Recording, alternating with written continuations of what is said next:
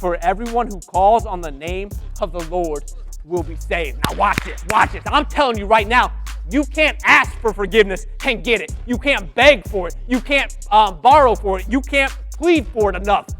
Why? Because you don't get forgiveness by asking for it. You get forgiveness by getting Jesus, period. You could be remorseful. You could be have shame over it. You could have repentance of it. But if you don't have Jesus, you don't have life. You don't have salvation. You don't have forgiveness, as bad as you may want it. Why? Because you want the gift, but you gotta have the giver to get the gift. Does that make sense?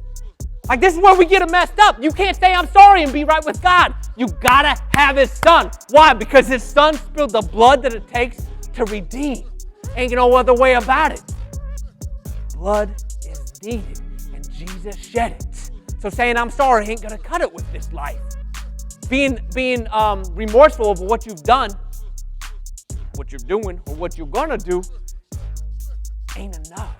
You can't say I'm sorry enough to find forgiveness. You may want it, you may desire it, but if you don't get Jesus, you never get it. Does that make sense? You want salvation? You need the Savior. Don't settle. Don't be seeking. Don't go all of your days hoping and wanting, desiring and needing, but never come to the one who's got it. Packaged for you, hung on a cross, that you might come under the blood and find what you are longing for. All of us are longing to be loved, but there is only one that can meet the need of our soul. God has put eternity in the hearts of men. He has put a desire to know him, right? And it is only filled when we find the eternal one.